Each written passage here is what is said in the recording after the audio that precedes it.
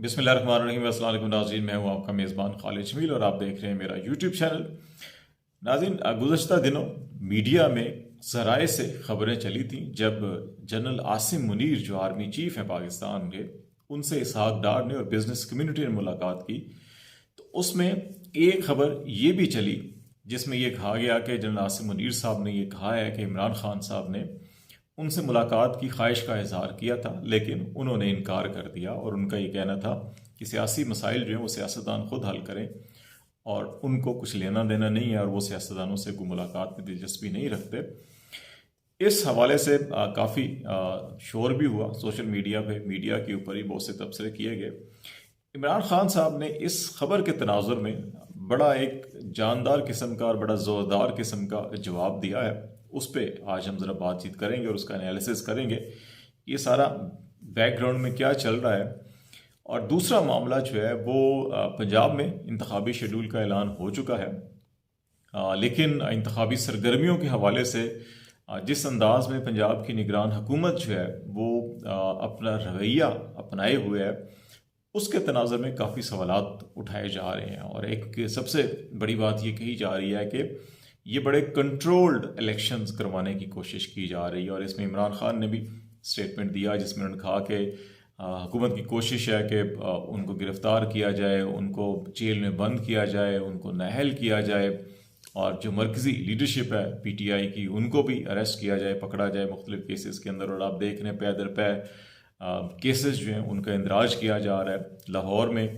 गुज़श्ता रोज़ जो कुछ हुआ उस पर सारा कुछ मीडिया में सामने आया, लेकिन PTI का एक कारकुन जो है वो इस सारी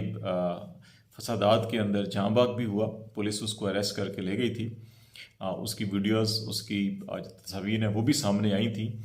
लेकिन लाहौर पुलिस ने पाकिस्तान तहरीक इंसाफ के ही खिलाफ उसके कत्ल का मुकदमा दर्ज किया और ये कहा कि जब वो पुलिस कस्टडी में था अली बिलाल, तो उस वक़्त PTI के कारकुनों ने उस गाड़ी पर हमला किया डंडों से और पत्थरों से, जिसके नतीजे में वो ज़ख्मी हुआ और जाँ बहक हुआ। तो इस सूरत हाल के तनाजुर में इस खदशे का इजहार किया जा रहा है कि इस किस्म के मुकदमात जो पै दर पै दर्ज होंगे। इमरान खान के ख़िलाफ़ कोयटा में भी एक मुकदमा दर्ज हुआ और उसमें जो है कि फौरी तौर के ऊपर वारंट गिरफ्तारी भी जारी हो गए उस मुकदमे में। तो इसलिए इस बात का खदशे का इजहार किया जा रहा है PTI की क़यादत की जानिब से और इमरान खान की खुद उनकी अपनी जानिब से भी इस खदशे का इजहार किया गया है कि उनको गिरफ्तार करके, उनको सज़ा दे के या उनको नाअहल करके जो है वो हाउस अरेस्ट या हाउस अरेस्ट तो अभी किसी हद तक जो पिछले 1-2 दिनों के साथ सूरत हाल चल रही है उसमें ये कहा जा रहा है कि उनके घर को, ज़मान पार्क को चारों तरफ से पुलिस ने घेरे में लिया हुआ है। उनके वकला ने भी इस्लामाबाद हाई कोर्ट में जो पिटीशन फाइल की है उसमें भी इसी किस्म का मौक़िफ़ इख्तियार किया गया। तो इस तनाजुर के अंदर हुकूमत जो है कि अव्वल तो ये चाहती है कि PTI और जो कानून नाफिज करने वाले इदारे हैं उनको आमने सामने खड़ा किया जाए और इस किस्म के हालात पैदा किए जाएँ, इस किस्म के फसादात पैदा किए जाएँ कि इलेक्शन मुलतवी करने पड़े। लेकिन PTI मुसलसल रिस्ट्रेंट का मुजाहरा कर रही है, उनकी क़यादत की जानिब से कारकुनों को पुरअमन रहने की बात की जा रही है। तो इस तनाजुर में अब जो अगला प्लान नज़र आता है वो ये नज़र आता है कि शायद PTI की मरकज़ी लीडरशिप को मुख्तलिफ मुकदमात के अंदर अरेस्ट किया जाए और फिर उसके बाद PTI के लिए जो इंतखाबी मुहिम है उसको भी बड़ा महदूद करने की कोशिश की जाए और फिर इलेक्शन करवाए जाएँ और उसमें जो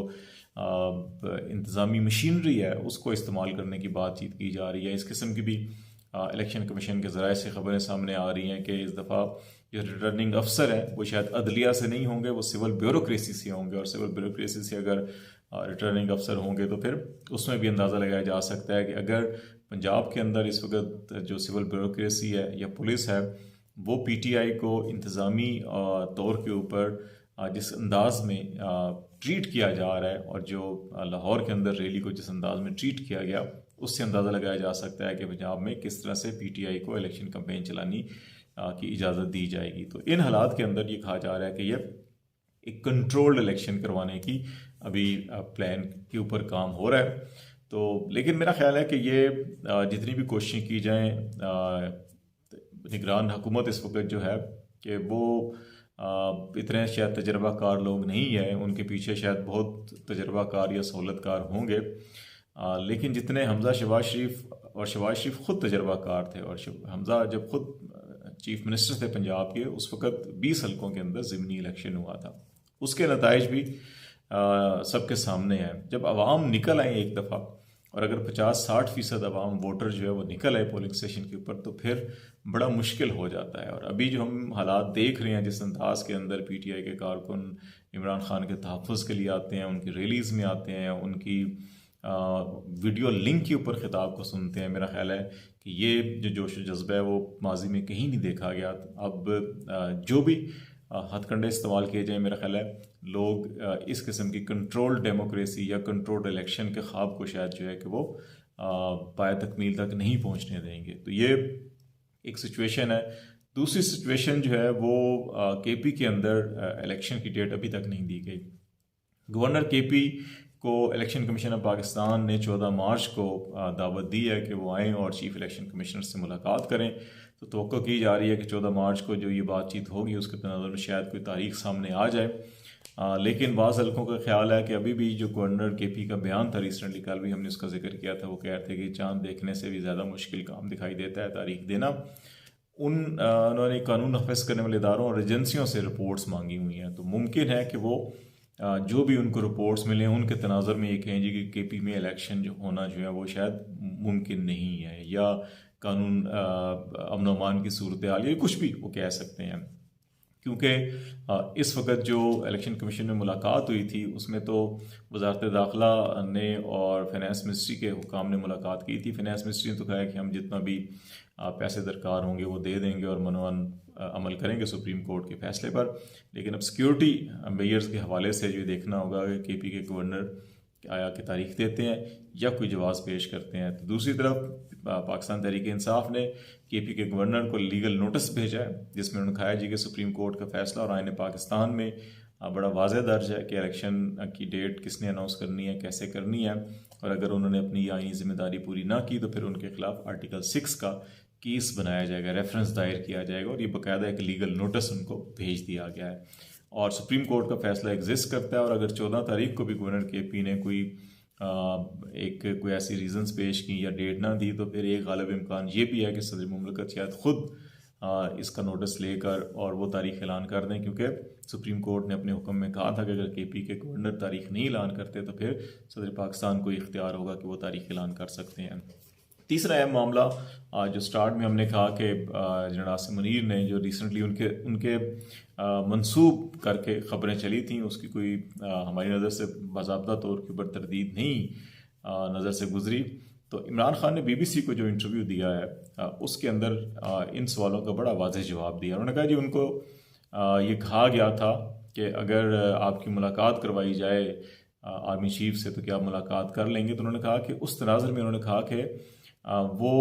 इंतखाबात के लिए और पाकिस्तान में जमहूरी इस्तेहकाम के लिए किसी से भी बातचीत करने के लिए तैयार हैं। उन्होंने ख़ुद से इस ख्वाहिश का इजहार नहीं किया था कि वो आर्मी चीफ से मिलना चाहते हैं, और उन्होंने कहा कि जिसके साथ अवाम हो उसको इस्टेब्लिशमेंट की बैसाखियों की ज़रूरत नहीं होती। ये बड़ा दो टोक बड़ा बोल्ड ये स्टेटमेंट है इमरान खान का, और यकीनी तौर के ऊपर इसमें काफ़ी वज़न भी है कि अवाम जहाँ पे खड़े हों तो फिर उनको किसी बैसाखियों की ज़रूरत नहीं होती, और अवाम इस वक्त इमरान खान के साथ हैं। जितने भी इस वक्त आप सर्वे देखें और ऑन ग्राउंड सिचुएशन भी देखें, और इवन गैलप पाकिस्तान के बारे में बहुत सी लोगों के तहफ़्फ़ुज़ात हैं, ख़यालात भी हैं, ओपिनियंस भी हैं कि वो किसके लिए काम करता है, क्यों करता है। तो उनका जो रिसेंटली सर्वे आया है उसके अंदर भी 50 से 60% इस वक्त भी पाकिस्तान की पॉपुलेशन जो है वो इमरान खान को ही सपोर्ट कर रही है। तो इन हालात के अंदर उन्होंने आर्मी चीफ को बड़ा दो टोक उनके वाज़ेह पैगाम या जवाब भेजा है कि वो ये समझते हैं कि इलेक्शन होने चाहिए। इलेक्शन के लिए, जमहूरियत के लिए वो सियासतदान है, सबसे बातचीत करने के लिए तैयार हैं, लेकिन अगर कोई ये समझता है कि वो इस्टेब्लिशमेंट को बेसाखियाँ बनाना चाहते हैं इक़्तिदार में आने के लिए, तो वो ऐसा हरगिज़ नहीं करेंगे। तो ये बड़ा एक वाज़ेह पैगाम है, और मेरा ख्याल है बड़ा ठीक सिमत में ये बयान दिया गया। तमाम सियासी जमातों को भी इसी तर्ज़ अमल का मुज़ाहरा करना चाहिए कि जमहूरियत जो है वो जमहूर से होती है, आवाम से होती है, और आवाम के अगर ऊपर फोकस किया जाए उनकी सर्विसेज के ऊपर, उनकी खिदमत के ऊपर, तो वो फिर उनके साथ खड़े हो जाते हैं, सियासतदानों के साथ, अपने कायदीन के साथ। तो उसी से जो है कि जमहूरियत की बका भी है और तरक्की भी है। तो अभी देखते हैं कि इमरान खान के इस बयान के बाद जो प्लान बी इस वक्त काम चल रहा है कंट्रोल्ड इलेक्शन का, या बाकी सूरत हाल क्या होती है आपको अपडेट करते रहेंगे। फिलहाल खालिद जमील को इजाज़त दीजिए। अल्लाह हाफिज़।